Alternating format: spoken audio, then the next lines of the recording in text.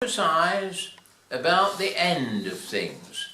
A prophet forecasts the coming days, and especially the last day.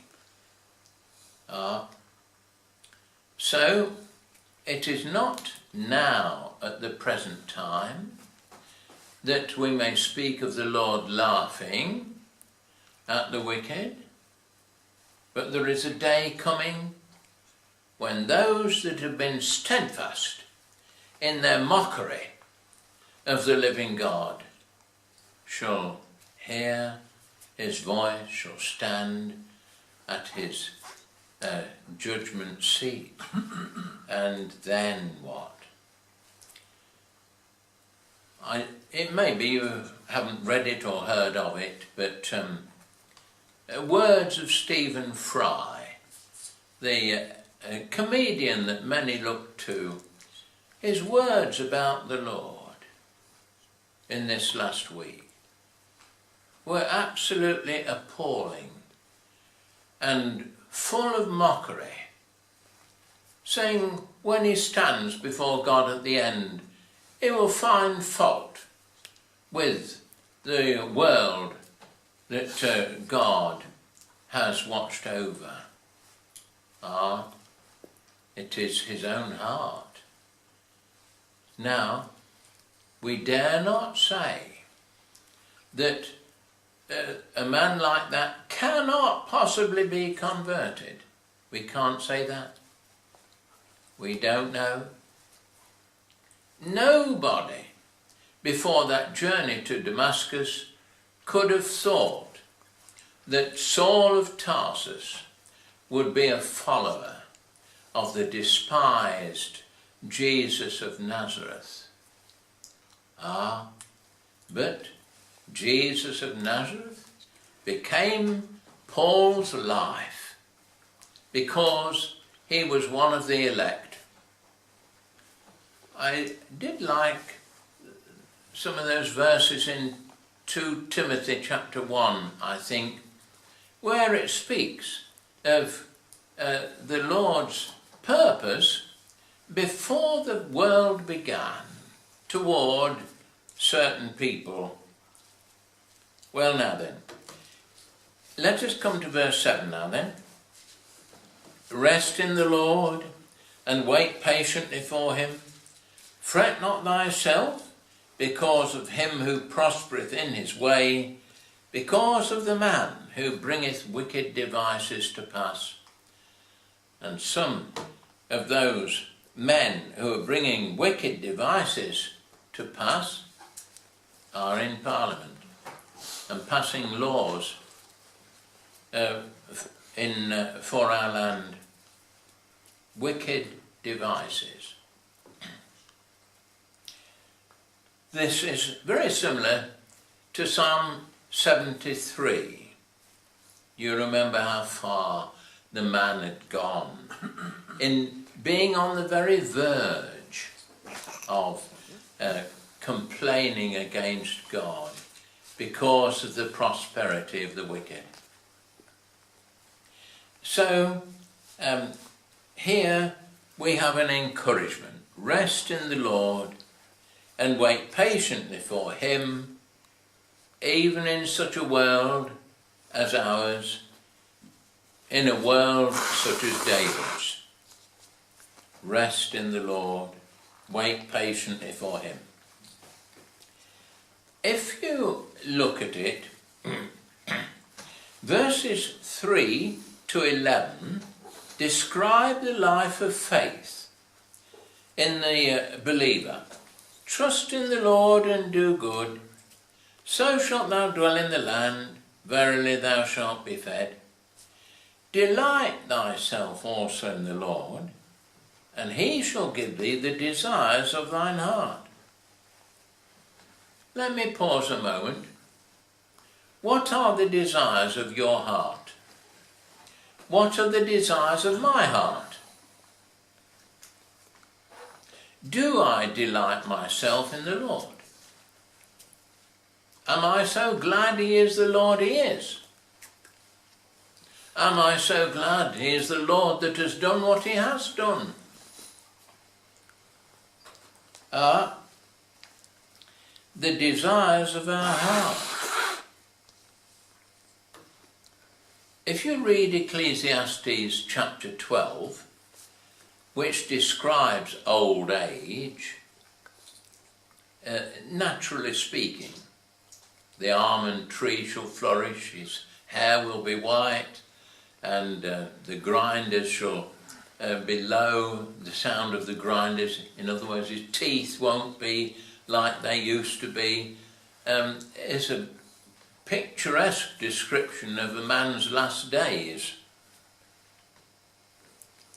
And it says, desire shall fail. Now, there's a description of typical old age where there is no faith in the Lord. And you can see, sometimes we speak feelingly, you can see old people and they have no desires. They are roused in the morning, washed and dressed, sit in a chair, they're fed, and the meal times pass, and they're undressed and put to bed, and you do not see any sign of any desire of things in front. With the godly, it is not so. If they are granted still their mental powers, then, like David here, like old David, they do have desires in their heart. Oh, these words are so telling, are they not? Delight thyself also in the Lord, he shall give thee the desires of thine heart.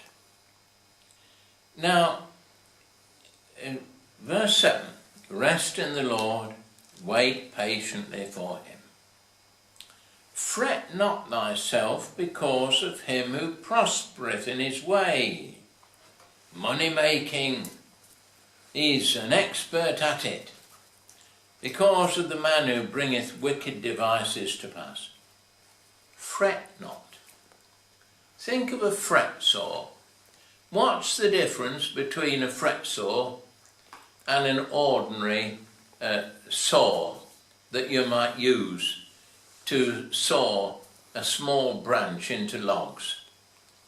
Or a chainsaw, where you saw large logs into smaller pieces, more manageable. What's the difference? What's a fret saw like? It's got tiny little teeth, many tiny little teeth, and what they do is to just catch at the surface that they're sawing. This is fretting, and so it is with us. We're not always attacked by great things, but little things get at us. If we're left to ourselves, little things, and they keep on. Many of them won't leave us alone, fretting our soul, taking little digs at faith and hope and love. Fret not thyself. It's a very descriptive word. Well, it says David, we're not to fret ourselves, verse 1, verse 7, verse 8, all speak about fretting not ourselves, and he says, yet a little while the wicked shall not be. This present state of things will not continue. I know it seems to go on month after month. I know it seems to go on year after year. The state of our nation, the state of our world, it seems to go on and on. But yet a little while. You remember how Jesus uses those very words, yet a little while. And sometimes God's little while means a long while to our way of thinking. No, if you compare this present world with eternity, if we live 100 years in this world, yet it is but a shadow. It is as smoke that passeth away, compared with eternity. A little while. 100 years is a little while compared with eternity. Do you think of it? On and on and on, with Jesus in the midst, centre, source, and sum of bliss, or without Christ, without any hope of the mercy of Christ, feeling only the severity of God's justice forever and ever. I was reading again those words in Mark, where the Lord himself speaks of the worm that dieth not and the fire that is not quenched. Once? No, twice? No, 3 times he speaks it, where their worm dieth not and the fire is not quenched. The world either ridicules the thought of hell, or it uses the word hell as a thing of nothing. You've heard them. To hell with it. They're not thinking of this real hell that Jesus describes. It's just a way of speech, a thoughtless use of the word. Oh, the Lord grant our words might be true. So the state of things will not continue. The Lord will work in his time, yet a little while. Now this is where the rest comes in, the waiting patiently for him. So here we are given counsel by David, but he was led by the Holy Spirit, and the Holy Spirit is that glorious person of the Godhead. It is God who is speaking through David. It is the Lord who says, rest in the Lord and wait patiently for the Lord to work. So then, here are the words of the one that sometimes we may address as the wonderful Counselor. The words that come through Jesus to us. That wonderful Counselor, his name shall be called. So here is counsel for us. Here is Jesus speaking to us. You say, well, Jesus hadn't appeared on earth when David wrote. No, but the Spirit of the Lord was with David, and Jesus knew all these psalms all the way through and felt them. And so, I encourage you this morning to receive these words from Jesus, your Lord. Rest in the Lord and wait patiently for him. Hear Jesus speaking to your troubled heart. Now, do you think we always wait patiently?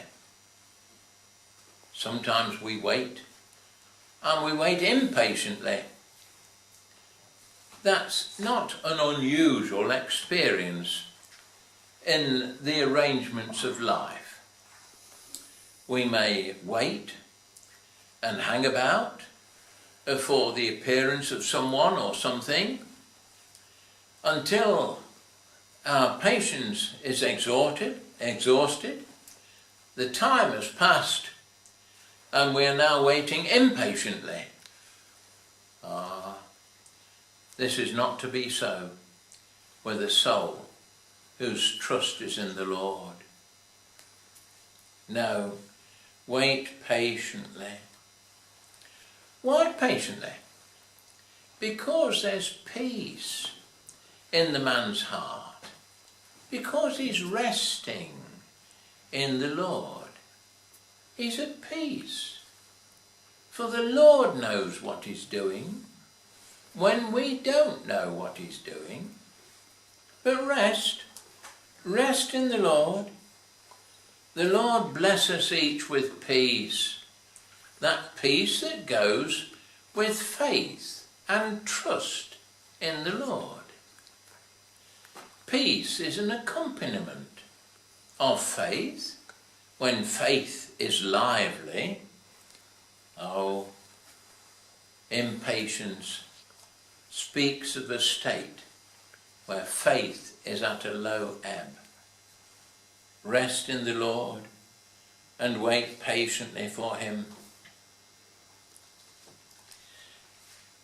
We read together, verse 34, wait on the Lord and keep his way, and he shall exalt thee to inherit the land. When the wicked are cut off, thou shalt see it. What's he talking about? He's talking about that better land, that heavenly country. Now they desire a better country, that is an heavenly. Hebrews 11, speaking of faith. They desire a better country. And that's the land that they shall inherit. There will be a new heavens and a new earth wherein dwelleth righteousness. The meek shall inherit the earth. I think it also means that even here and now they regard the earth as in the hand of their Maker, in the hands of the Creator. And that brings a measure of peace. The Lord made the world and all that is therein. And though his ways are often mysterious, this is very clear, that sin entered the world and death by sin, and it was man's sin. Man's sin. I know that leads on to another question. And the Lord determined that in a world of ruin and death, his grace might be seen, his Son might appear, and death might be seen to be conquered.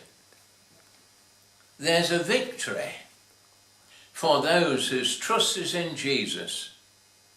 They are more than conquerors through him that loved them. We don't often feel like it, do we?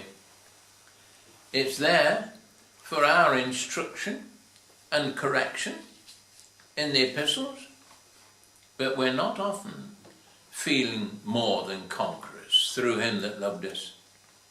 The Lord forgive us that our faith is so often at a low ebb, and we are blinded for the moment, almost by unbelief. So verse 34 reminds us that the last day was never far from his thoughts, though it did not distract him from the present course he was taking. Well, rest in the Lord and wait patiently for him. Again, verse 11, the meek shall inherit the earth, which we've commented on briefly, and shall delight themselves in the abundance of peace. That's lovely.